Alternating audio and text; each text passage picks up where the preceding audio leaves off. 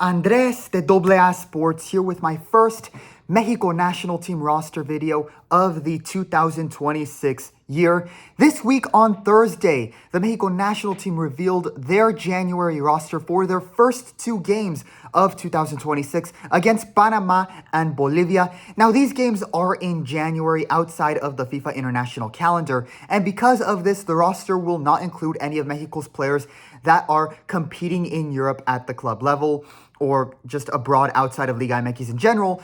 So we will not see players like Raul, Johan Vazquez, Edson, Mateo Chavez, or Julian Quiñones in these games. Nevertheless, many Liga MX players who are part of the main A team have been called up for these games, along with multiple new faces that include players from Mexico's U20 team, which performed well in Chile. With that, the Mexico national team with this roster will look to integrate some of these new young players with current players that are considered part of the main team. And these games will also give these new players the opportunity to prove themselves on the national team and compete for a spot on the team for the World Cup. So a very interesting roster which will make for two very interesting games to watch for Mexico. And in this video, I will be giving my analysis of the roster for Mexico's first games of 2026. Starting off with the goalkeepers, the three goalkeepers called up are Luis Angel Malagon, Tala Rangel, and Carlos Acevedo. Again, I still think Ochoa is good enough to be called up for one final World Cup. For those who have seen the highlights of AEL Limassol so far, Ochoa has been solid for the team, and I still trust Ochoa more than Tala Rangel, given Rangel has been more mistake-prone in the games he has played for Mexico. However, with these games being outside of the FIFA calendar, this means only Liga MX players were going to be called up, and Javier Aguirre decided to stick with the same three goalkeepers that he called up in November. So with that, I am okay with the goalkeeper part of the roster and Rangel being called up for these games. But the one thing I would like to see is Acevedo get an opportunity and start in at least one of these two games. Moving on to the defenders included in the roster: Israel Reyes, Victor Guzman, Jorge Sanchez, Ramon Juarez, Brian Gonzalez, Denzel Garcia, and Jesus Gallardo. And there are three players that are going to be called up for the first time, along with these main players: Eduardo Aguila from Atlético San Luis, Everardo Lopez from Toluca, and Richard Ledesma from Chivas. In terms of the things to note in the defensive part of the roster, there are four right backs who have been called up: Ledesma, Jorge Sanchez, Reyes, and Garcia. For Aguirre to call up four right backs, this definitely shows that Vasco Aguirre really misses having Rodrigo Huescas in this roster. At the same time, I also like that he did decide to call up four right backs, because it shows that Aguirre, instead of waiting and banking on a miracle that Huescas is able to return in time for the World Cup, which right now seems very unlikely, he is calling up multiple right backs and is looking to see which players are the best option for the right back position going forward. Personally, I think Julian Araujo is the best option and player who should be the starting right back in the World Cup, especially given he was very good in the Gold Cup and is already a starting player for Celtic in Scotland. However, it would still leave the question about who would be the second right back that can add depth to the defense.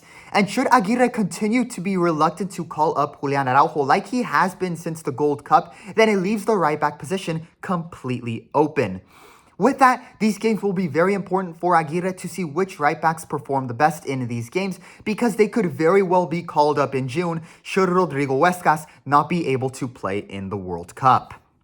The same thing can also be said in regards to the center back position. We know that Montes and Vazquez will be the starting center backs should they not be injured. They're the best center backs Mexico has right now. However, Chiquete Orozco, who was seen as the frontrunner to be the third center back in the roster that adds depth to the position with Montes and Vazquez for the World Cup, suffered a broken ankle in the semifinals of the Apertura, which will not only result in him being out for the rest of the Liga MX season, but likely the World Cup as well. With that, Aguirre will definitely be using these games to see which center back performs the best, because they could be part of the World Cup team with Montes and Vazquez. With that, I do like that Aguirre is calling up multiple players in these positions and giving them an opportunity to prove themselves worthy and play their way onto the team for the World Cup. However, the only player that I don't think should be called up going forward, who I am not on board with seeing in this roster, is Jorge Sanchez. After his horrid performances in the Gold Cup and versus Colombia, and him not taking accountability for his poor performances and mistakes, it is clear that he is not a key player or solution for the team now or in the long term. I would much rather have Julian Araujo as the starting right back in the World Cup, and depending on how these games unfold, either Israel Reyes or Denzel Garcia off the bench going forward. It's time for the team to it's the reality. It's time for the team to move on from Jorge Sanchez for good. And given he wasn't called up in November, this could be the last time we see him with the national team, should he have yet another abysmal performance. But again, in my opinion, he shouldn't even be in this roster in the first place. But outside of Sanchez, players like Ramon Juarez, Everardo Lopez, who was part of the U20 team that was very competitive in Chile, and Richard Ledesma at the right back position. All of these very well-deserved call-ups. It will be very interesting to see how these players perform in these two games. As for the left back position, Jesus Gallardo returns to the roster and he will be joined by fellow left back Brian Gonzalez. Gallardo is one of two frontrunners to be the left backs in the World Cup roster along with Mateo Chavez. And while most fans are not very excited to see Gallardo being called up again, especially given his lack of ability to push up and contribute offensively, if he keeps performing well defensively with Toluca and in Aguirre's system, Aguirre will keep calling him up, even if he is the substitute player for Mateo Chavez going forward. However, this January, he will have competition in the left back position, with Brian Gonzalez from Chivas being called up. The last time Gonzalez played for Mexico was in December of 2023. He has had a pretty good start to the Clausura season with Chivas, so we'll see if maybe he has a performance that makes Aguirre potentially think twice about Jesus Gallardo. Moving on to the midfielders in the roster, and this is the part of the roster that gave me the most mixed feelings. There are some players that I am very excited and happy to see included in the roster, and there are others where it makes me sick seeing them in this roster. Starting off with the midfielders I'm happy to see called up: Gilberto Mora, Ober Vargas, Marcel Ruiz. Not a debate here. Vargas and Mora are the two best midfield prospects for Mexico. And Mora, along with Marcel Ruiz, they're already starters for the team. And Vargas could also potentially be a starting player in the World Cup. With Edson Alvarez not being available for these games due to his club commitments with Fenerbahce, Eric Lira will likely be the starting defensive midfielder for both games. His call-up is also well-deserved and not a debate. Lira has been a great depth player in the defensive midfielder position, and he will almost certainly be one of the players in the World Cup roster in June. And then there's Luis Romo and Tronco Rodriguez. And this is without a doubt the most disappointing and depressing part of the roster. I have no clue why Romo is being given another chance after being left off the roster for most of 2025. He was one of the worst players on the field in their October game versus Ecuador, which was why he wasn't called up in November. There are already 6 other younger midfield players who are better than him on this roster, like Mora, Ruiz, and Lira. They do not need to call up Romo, and they are better off without him, given that he has not contributed much over the last 2 years. And when it comes to Tronco Rodriguez, just when we all thought they finally stopped calling him up for good after he was excluded from the November roster, they call him up again for the first games of 2026. And I do not understand why. Tronco has played in over 60 games for Mexico and has 0 goals and only 1 mediocre assist. This fraud has played in more games for the national team than Hugo Sanchez, one of Mexico's most talented players ever, and has done so much less.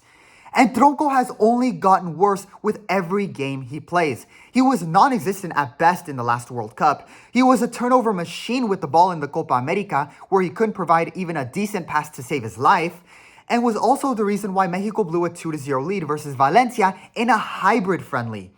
Tronco didn't contribute at all on either side of the ball in any of Mexico's last 3 Gold Cup titles or when they won the Nations League. In fact, Aguirre benched Tronco for the Nations League final and the final 2 games of the 2025 Gold Cup because of how bad he played versus Canada and in the group stage of the Gold Cup. He was also benched for the game versus Ecuador in October, where Aguirre went up and told Tronco Rodriguez to stop warming up and sit back down on the bench because he decided that it would be better to not have Charlie play in the game. And in November, Tronco Rodriguez was left off the roster. That should say it all. That literally should say it all, that Tronco Rodriguez should not be called up anymore because the coach doesn't trust him, because he has been a liability on the field. I mean, my God, Jorge Sanchez, Guillermo Martinez, Funes Mori, and even Roberto de la Rosa have scored more goals than Tronco Rodriguez. And even Rodrigo Lopez, in the one game he has ever played for Mexico in 2023, looked better than Tronco Rodriguez when trying to help out defensively. He is genuinely the worst player in the national team's history. Yet, here he is on the roster again, taking up a spot that could have and should have gone to Elias Montiel, another bright prospect who played well alongside Mora and Ober Vargas in the U20 World Cup.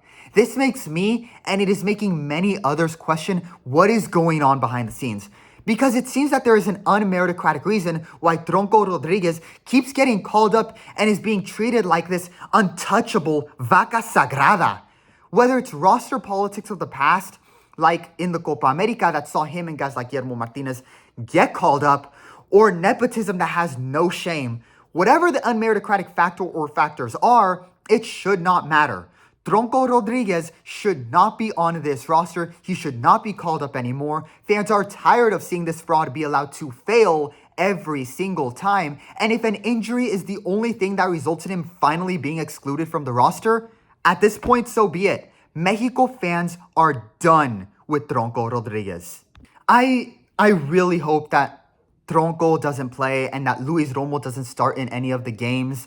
Not just because these two players are bad, that's obvious, but because I also want to see as many of the new players as possible get playing time in these games. As, moving on to a positive aspect of the roster, 3 midfielders are being called up to the Mexico national team for the first time. The 3 are Kevin Castañeda, Iker Fimbres, and Brian Gutierrez. Starting with Castañeda, this is a well-deserved opportunity for him in my opinion, as he has been having a really good year with Xolos, 6 goals and 5 assists so far.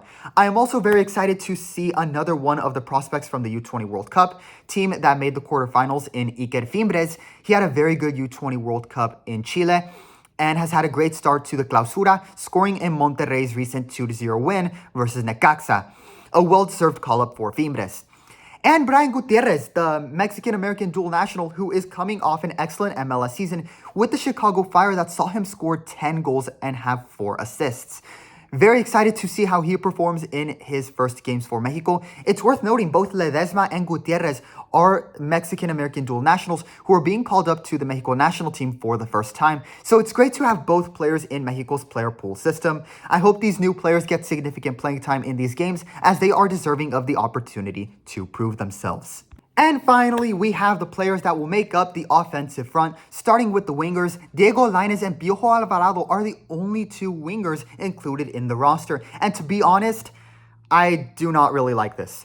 Piojo was horrible for Mexico throughout all of last year. He was completely non-existent in the Gold Cup and was easily the worst player on the field in their final game of 2025 versus Paraguay.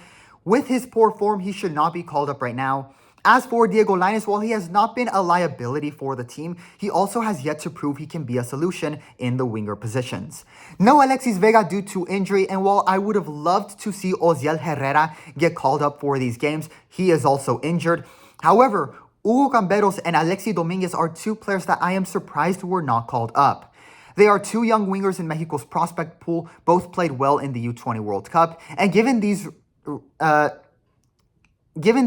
roster would be made up of Liga MX players, it was anticipated that these 2 players would get the opportunity to prove themselves in these games. Maybe they get this chance in February, but it is disappointing to see them not be on the team for these games. Also, no Jorge Rubalcaba, who has been solid for Pumas, a bit of a surprise there as well. So it will be very interesting to see what decisions Javier Aguirre makes in these games regarding the winger positions. What seems most likely is that his starting 11 will only include one winger on the right side because both Linus and Piojo play on the right side.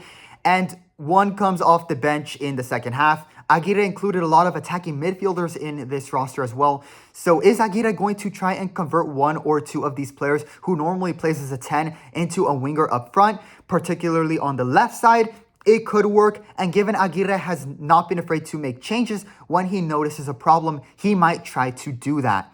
It will be interesting to see how Aguirre addresses the winger positions in these games with just two wingers on the roster. But yeah, on paper right now, it definitely doesn't look ideal. And finally, we have the three strikers called up for these games: Ángel Sepúlveda, Germán Berterame, and Hormiga González. And this is a very balanced trio of players. First, we have one player who actually could play his way onto the 2026 World Cup team in Hormiga González. Hormiga has been the best striker in Liga MX this season with 13 goals and an assist so far this year. And he got to make his national team debut in November because of his good form. He will be arguably the main player to watch in the offensive front because if he plays really well, depending on what happens going forward with Santi Jimenez amid him being out due to injury, Hormiga is 100% the front runner to take his place on the team should Santi not be healthy. Well-deserved call-up for Hormiga, and it will be very interesting to see how he performs as he will likely play in both games and even start in at least one of them. As for Ángel Sepúlveda, this is definitely a call-up that is simply to complete the roster and to not have only two strikers on the team for these games. Sepúlveda, while he has been very good with Cruz Azul over the last 3 years, he is an aging player and is not a long-term solution for the team. And this was clear during the Gold Cup where he only played in one game and hasn't been given a lot of playing time, usually entering the game as a late substitute.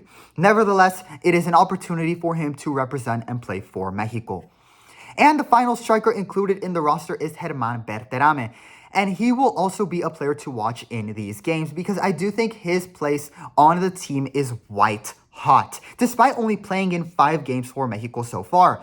While he did have a good game versus Ecuador that saw him score his first goal for Mexico, outside of that game, he has really underperformed at the national team level and has had moments where he looked non-existent on the field. Granted, I do think some of this is also Aguirre's fault for having him play as a winger when he's a proper 9, but that won't be the case for these games. He will be playing as a striker, and he will have competition in this position from a rising Hormiga González. With this in mind, Berterame will have to perform well, and I would even argue that he enters these 2 games in a must-score scenario if he wants to remain in Aguirre's radar for the World Cup. With that, it will be very interesting to see how the strikers perform in these games and how the competition between them and the competition within the team as a whole unfolds as these players try to prove themselves worthy of a spot on the World Cup team in the summer. Andres de AA Sports, there you have it. The full roster for the Mexico national team's first games of 2026. Let me know your opinions on the players called up in the comments section. That will be all for this video. Leave a like and subscribe to support the channel. Mexico's first game of 2026 will be on Thursday versus Panama in Estadio Romel Fernández in Panama's capital. With that, stay tuned for my recap and performance grades video that will follow after that game. Viva Mexico!